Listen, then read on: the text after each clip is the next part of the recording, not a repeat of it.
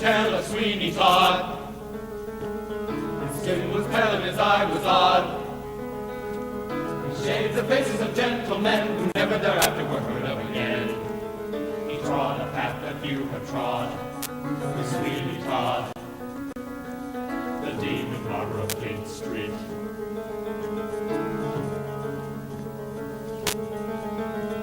He kept the shop in London town, for fancy wines and good renown.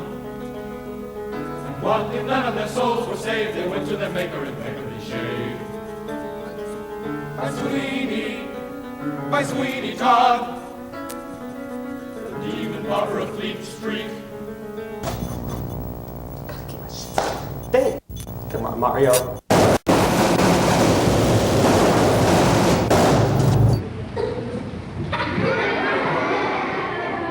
I'm Frog Woodman. Who knocks and screams so unseemingly? Maybe this is where I'm... But you have to go back, and you walk alone. For every Jack has a way of his own. Cheese, trumpet, level coater on, golden trumpet, ice cream. I don't see any ice cream. There isn't any.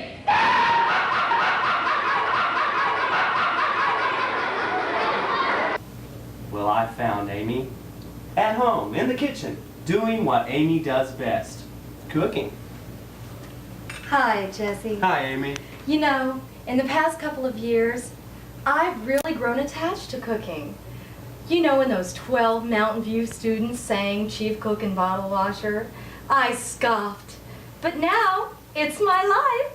Thanks. Happy day to you. Happy day to you. Happy day to you. Happy day to you. Dear Daddy. My daddy. Yay! The action takes place, so we can change the location of where the actors are. What was the name of Dick Van Dyke's next door neighbor who was also a dentist? I know it. Jerry Halbert! Jerry Halbert! That's it! Stay tuned to your set, warm up the old gray matter, and pack up your troubles in an old kit bag, and get ready to play Trivia! I think it's a pouring out of emotions. For me, it's a release. When I can be crazy, wild, and just let everything go, all my problems fly right out the door. So this is the greatest release for me in the world. Well, almost the greatest release. The Trivia Guys. Those dedicated men who make it possible to sleep safely in our beds at night. With the help of Dallas-based special effects artist Ken Miller, the guys have produced some rather sophisticated show inserts and promotional spots.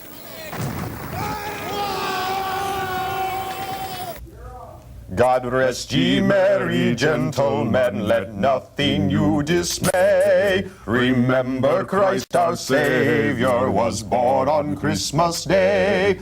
Richard. What? It's a fantastic chair. I like it.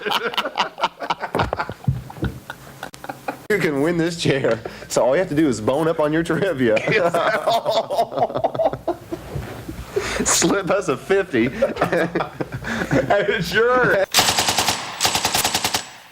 And nothing's gonna stop us! Because we're dedicated to bringing prizes and surprises to you, Louisville!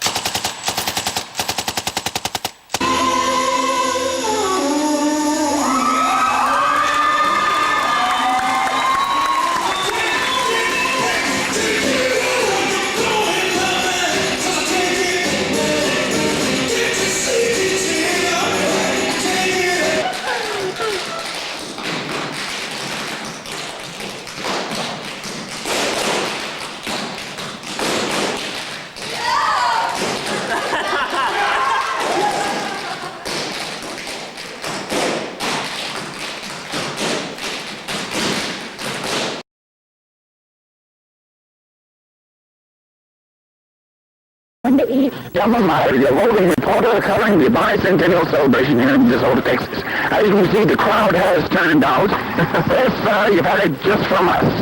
Back to you, Mr. Clark.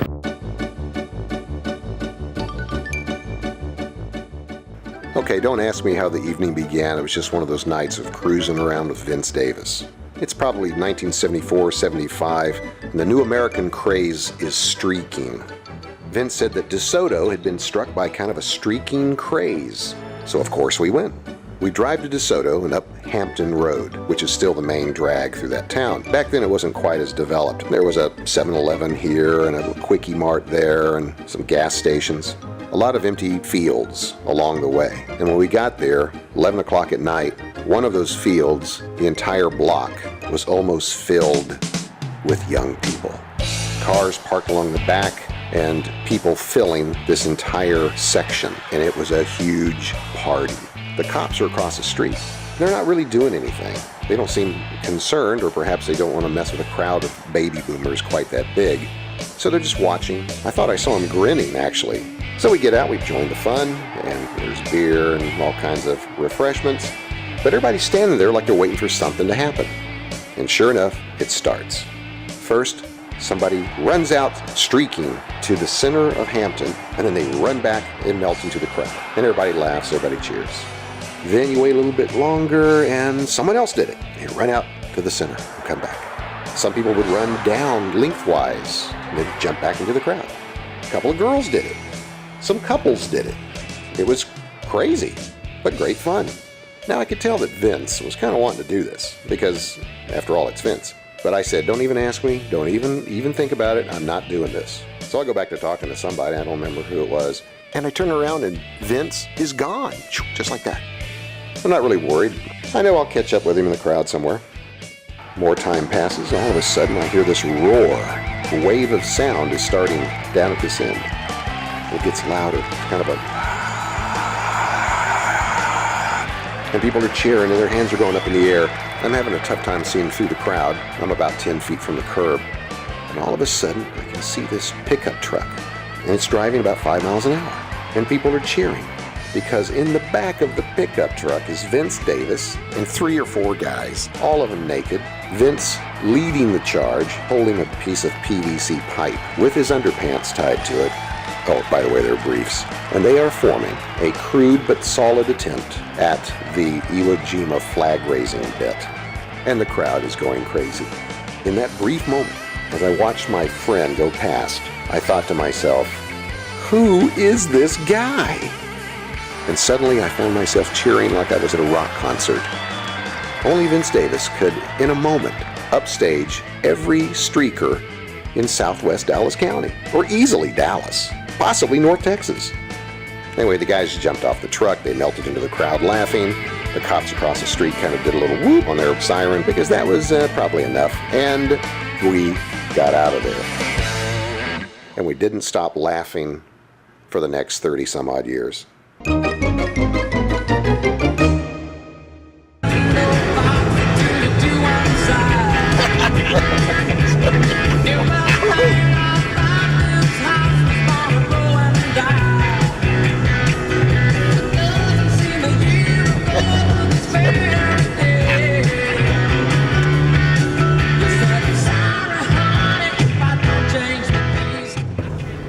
Okay, close your eyes. No, seriously, close your eyes. Keep them closed. Don't open them. Keep them closed. A little bit longer. All right. Open them up and look straight ahead. Wow, man.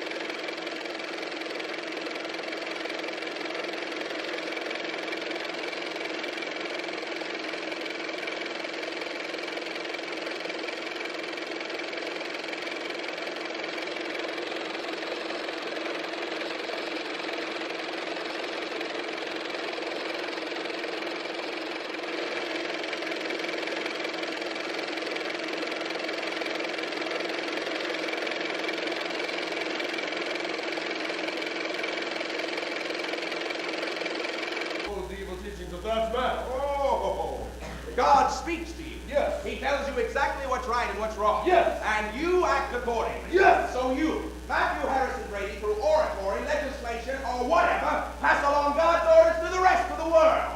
Gentlemen, meet the prophet from Nebraska. Is that the way you think? No. God speaks to Brady. No. To be against Brady is to be against God. No, each man is a free agent. Then what is Bertram Cates doing in the Hillsborough jail? Suppose Mr. Cates had enough lung power and influence to railroad through the state legislature a law that only Darwin should be taught in the school. Ridiculous, ridiculous. There is only one great truth in the world. The gospel according to Brady. God speaks to Brady, and Brady tells the rest of the world. Brady, Brady, Brady, almighty. The Lord is my strength. Suppose a lesser man, a Cates or a Darwin, has the audacity to think that God might whisper to him that an unbrady thought might still be holy. Must men go to prison because they are at odds with a self-appointed prophet? Extend the testaments. Let us have a book of Brady. We shall X the Pentateuch and slip you in neatly between Numbers and Deuteronomy.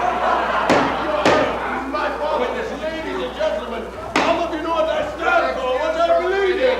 I believe in my testimony. The witness is excused. Deuteronomy, Judges, Ruth, 1 Samuel, 2 Samuel, 1 Kings, 2 Kings, Isaiah, Jeremiah, 11 Genesis, Ezekiel, Samuel, Hosea. I believe in the Genesis, Exodus, Leviticus, Numbers, Deuteronomy, Judges, Ruth, 1 Samuel.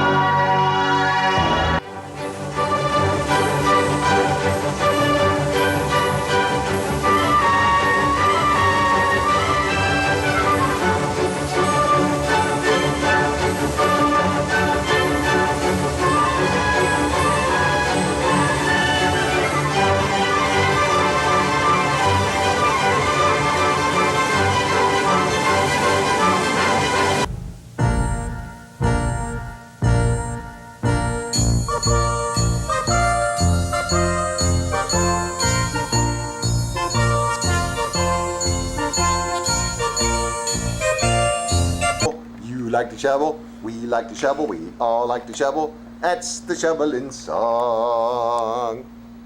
You see it? Don't break it. I won't. I hit her. Yeah, that's you.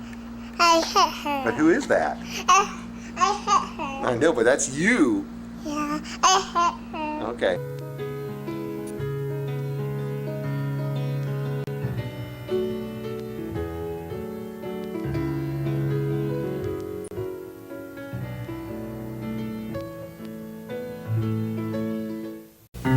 Well, I heard about the conservatory through a friend of mine,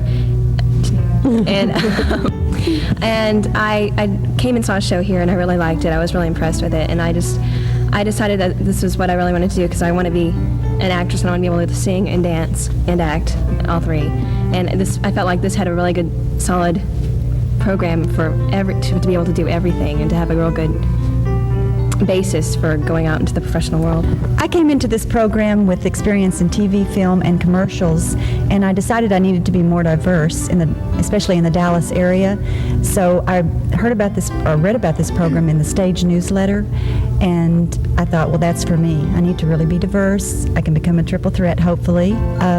So with acting classes, theater classes, dancing, and voice, I think I'm on my way to becoming a more well-rounded performer. I came into this program as a dancer, and that's all I thought I could do. And I found out that I can sing, too. I didn't know that. And, you know, the acting and stuff has helped a lot, too, because all I ever did before was just dance. So I think that's been a big help. I mean, we're all very different people. We've come from all sorts of backgrounds. Some of us and straight out of high school. We all help. We all love each other. We all accept each other out. But I think that's what is great about this program is you can fit in no matter what your age or whatever. Who you are. Because there's that shared desire that we all have, that common thread that links us all.